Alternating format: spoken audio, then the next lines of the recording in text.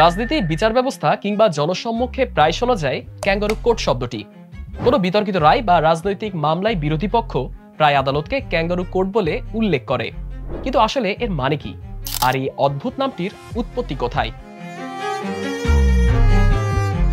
সহজভাবে বললে kangaroo court হলো এমন এক স্বঘোষিত বা আনুষ্ঠানিক আদালত যেখানে বিচারের নামে চলে প্রহসন। এখানে স্বীকৃত আইনি প্রক্রিয়া অনুসরণ করা হয় না। রায় সাধারণত আগে থেকেই নির্ধারিত থাকে। অভিযুক্ত ব্যক্তিকে আত্মপক্ষ সমর্থনের সুযোগ দেওয়া হয় না, আর সিদ্ধান্ত আসে ক্ষমতাবানদের ইচ্ছা অনুযায়ী। এ ধরনের আদালত সাধারণত ন্যায় বিচারের নীতিকে উপেক্ষা করে ক্ষমতাসীন বা প্রভাবশালীদের স্বার্থে কাজ করে। তাই সময়ের সঙ্গে সঙ্গে ক্যাঙ্গারু কোর্ট শব্দটি হয়ে উঠেছে অন্যায্য বিচারের প্রতীক।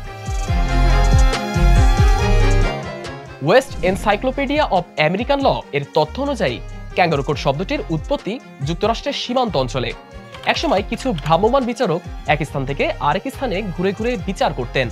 তাদের পারিশ্রমিক নির্ভর করত তারা কতগুলো মামলা নিষ্পত্তি করেছেন বা দোষী সাব্যস্তদের কাছ থেকে কত জরিমানা আদায় করতে পেরেছেন তার উপর। ফলে ন্যায় বিচারের চেয়ে দ্রুত রায় দেওয়া হয়ে উঠেছিল তাদের প্রধান লক্ষ্য।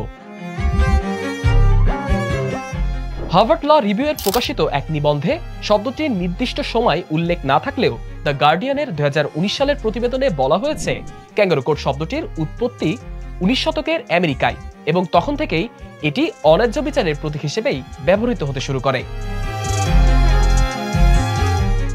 নামটির সঠিক উৎস নিয়ে ইতিহাসবিদদের মধ্যে ভিন্নমত থাকলেও কিছু প্রচলিত তত্ত্ব রয়েছে।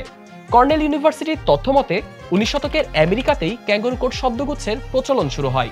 সময়ের সঙ্গে সঙ্গে এটি অন্যায্য, তাড়াহুড়ো ও প্রহসনমূলক বিচারের প্রতিশব্দে পরিণত হয়।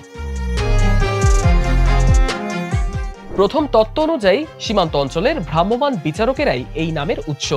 তারা দ্রুত এক শহর থেকে অন্য শহরে বিচার শেষ করে ফি বা জরিমানা আদায়ে ব্যস্ত থাকতেন।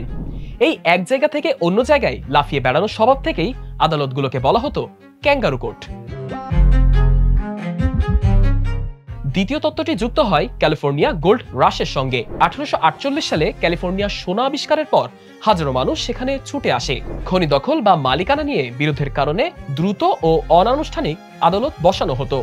এসব আদালতে নিয়ম কানুনের তোয়াক্কা না করে বিচার চলত, যেগুলোই পরিচিত পায় ক্যাঙ্গারু কোর্ট নামে। এইভাবেই ক্যাঙ্গারু কোর্ট শব্দটি আমেরিকার সীমান্ত অঞ্চল থেকে ছড়িয়ে পড়ে সারা বিশ্বে।